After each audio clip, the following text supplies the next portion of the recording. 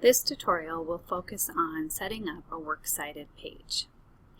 The first thing that we're going to do is some basic formatting. So I am going to title my works cited page. The title should look exactly like this, with two words. Work should be plural. Cited should be capitalized, starting with a T. I'm going to switch my font to Times New Roman, which is the typical font, 12 point. And notice that I've got this centered. Okay, and then when I enter down one line, I'll make sure I'm over on my left-hand margin. The other thing that I'm going to do right away so I don't forget is I'm going to change my line spacing to 2 so that I'm double spaced. Now, I'm going to go ahead and pull in some citations from a couple of sources. And I'll start with just kind of basic ones. This is an article that I found in Points of View, which is an EBSCO database. And I've obviously already done all of the reading, and I think this is really a good article to support my research. So I'm going to grab the citation by clicking on this cite link. And from here, I will pull the MLA citation. So I'm going to copy it and paste it. And for now, I'm going to just leave it as is. Then I'm going to jump over to, I happened to do a Google Scholar search too, and I found a good article here too that I really want to do. I know Google Scholar provides citations. I've already read this article, and it has some great information. So I'm going to pull the citation for this also. So I'm going to copy it, paste it, and leave that for now. Now I also found a print source. This happens to be in a book that's in my library. I think this book will be really helpful, and so I'm going to create my works cited entry for this book using the works cited organizer that I've filled out with all the information that I need.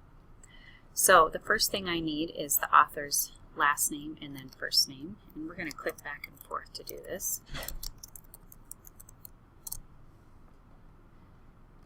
Okay, and my works cited organizer helps me with punctuation and italics and all of that good stuff. So the next thing I need is the title, which will be italicized.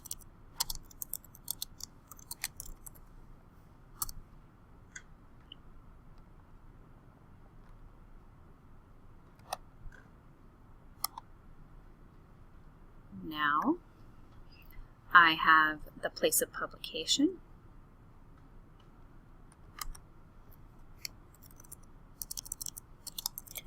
which in this case is London,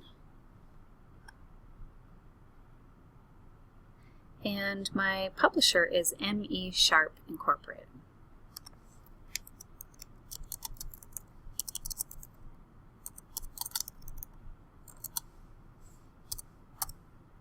Oops.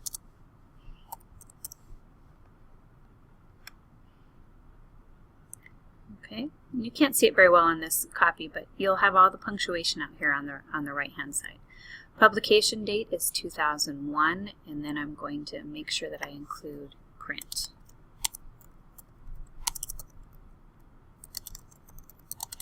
So there's my citation for the book that I want to use.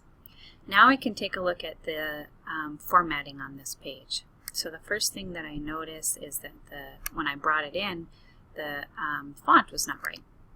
So I'm going to change that to Times New Roman. I also noticed that my spacing didn't hold, so I'm also going to change that. Okay, two things I need to change here is first the alphabetized list. So this didn't come in, obviously, in an alphabetical way.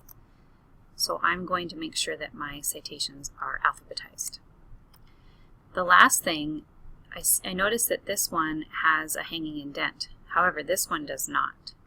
And so I'm going to create that hanging indent by clicking right here and then Notice I highlighted first and then clicking on hanging. So now I have 3 citations from 3 different sources that I know I'm going to use.